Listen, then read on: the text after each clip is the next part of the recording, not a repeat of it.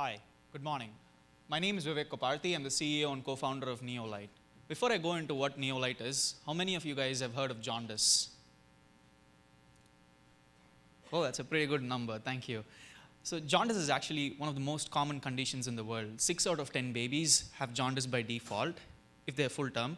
In preterm babies, 8 out of 10 babies have jaundice by default. Yesterday, in Africa, 219 babies died because of jaundice. Today, another 219 will die. Tomorrow, another 219 will die.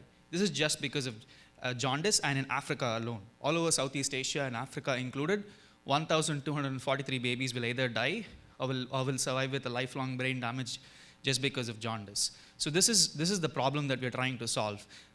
Why do they die?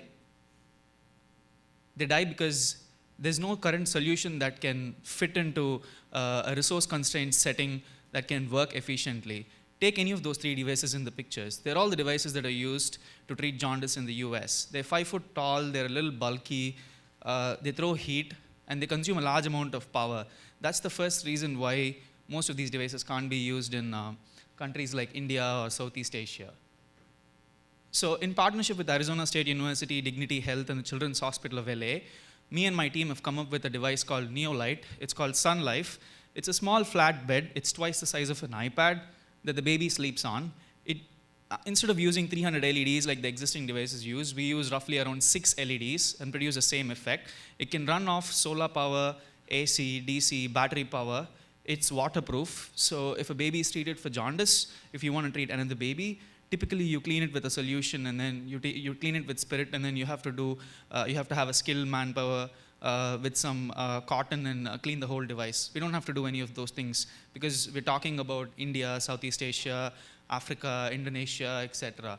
Those kind of countries just take our device, put it under the tap, wash the device, and then treat another baby for jaundice. So our implementation plan is 2 steps. We have a 2-point agenda. The first agenda is to go find distributors in all of these countries and then make our device accessible to them. Right now, the devices in the US can't do this because of their power constraints, because of their size constraints. So our second agenda is to engage with foundations like the Gates Foundation, the United Nations Foundation, Lemelgo Foundation. So on top of both of these 2-point agenda system, we have a conscious capital business model.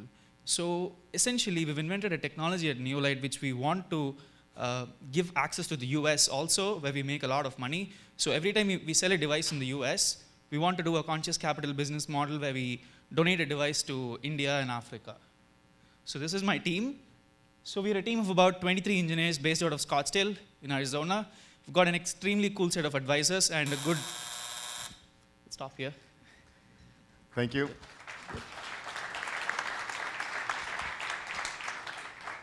The type of light you're using, the UV light, can you talk a bit more about that? Is it expensive to put in there?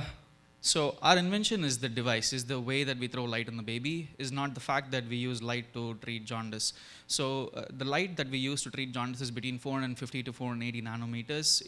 It resonates at a frequency that's exactly perpendicular to the bilirubin serum that's inside the baby's blood that causes jaundice. So both of these hit tangentially, and it reduces the bilirubin serum, and then it's excreted and jaundice is gone. So we've invented the world's fastest and the most efficient channeling technique to channel the light to the baby. None of it is lost to the surroundings. Every micro intensity that comes from the light, from the LEDs or from the light source is focused towards the baby. What's your plan for training users to actually offer it, and what happens when it breaks?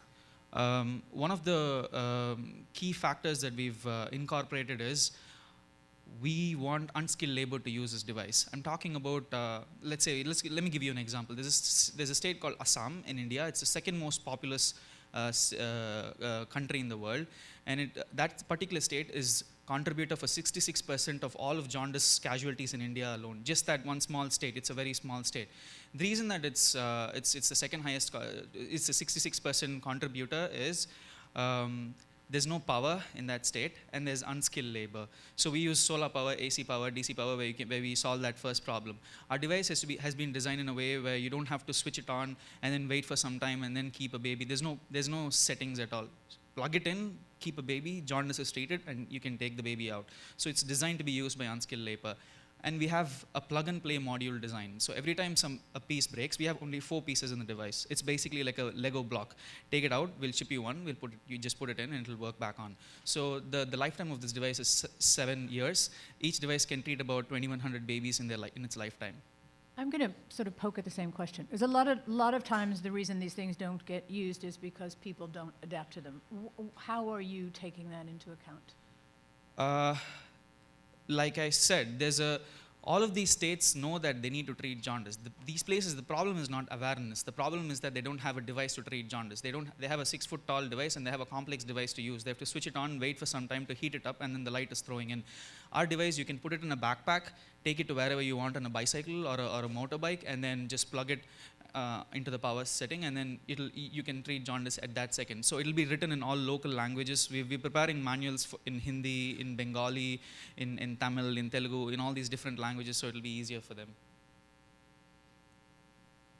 There's 10 seconds, but I'm curious if you're anticipating any regulatory challenges in implementing them. Yes, we've raised $500,000 in a seed round, and we've also secured some Series A commitment to get through the FDA clearance and the CE marking. Thank you very much.